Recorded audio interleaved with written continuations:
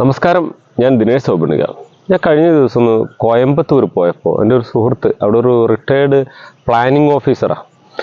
അദ്ദേഹത്തിൻ്റെ വീട്ടിൽ ഞാൻ ചെന്നപ്പോൾ അദ്ദേഹത്തിൻ്റെ മകളുടെ കുട്ടീന്, ചെറിയ കുട്ടിയാണ്.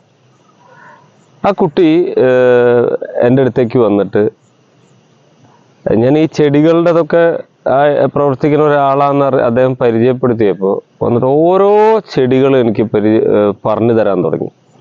ഓരോ ചെടികളുടെ പേര് എന്താണ് എന്നുള്ളത്.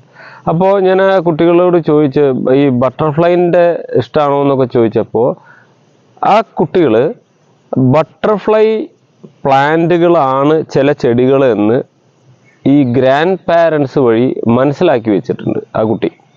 എനിക്ക് അതൊക്കെ പറഞ്ഞു തന്നു. അപ്പോൾ എൻ്റെ തമിഴ് ചോദ്യങ്ങളൊന്നും ഞാൻ ഇതിൽ ചെയ്യുന്നില്ല, അതറിയാത്തത് കൊണ്ട്. അപ്പോൾ ഞാൻ എൻ്റെ ആ ചോദ്യങ്ങൾ ഒഴിവാക്കിക്കൊണ്ട് ആ കുട്ടിയുടെ ചെറിയ ചെറിയ മറുപടികൾ ഞാനൊന്ന് കാണിച്ചു കേട്ടോ. ഇങ്ങനെ കുട്ടികളെ വളർത്തണം കേട്ടോ, പ്രകൃതിയോട് ഇടയ്ക്ക് വളർത്തണം. കുറേ അദ്ദേഹത്തിൻ്റെ വീട് കഴിഞ്ഞിട്ടുള്ള ഒരു സ്ഥലം കുറച്ച് നടപ്പാത പോലെ ഉണ്ടാക്കിയിട്ട് അതിൻ്റെ ചുറ്റും ഫ്രൂട്ട്സും പ്ലാന്റ്സും കരിമ്പ് വരെ നട്ടിട്ടുണ്ട്.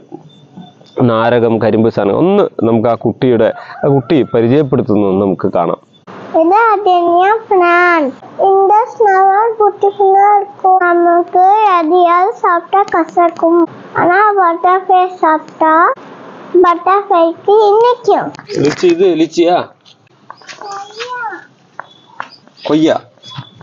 പേരക്ക,